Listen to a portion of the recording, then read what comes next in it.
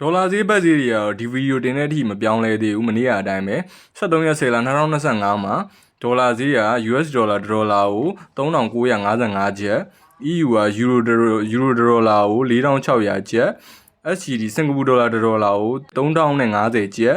ထိုင်းဘတ်တစ်ပတ်ကို121.21ကျပ်နဲ့ MYR မလေးရှား ringgit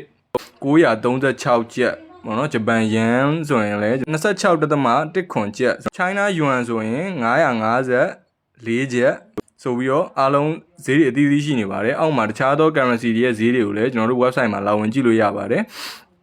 ဆိုတော့ဒီနေ့ကတော့ဈေးမပြောင်းတဲ့နေ့ရက်လေးပေါ့နော်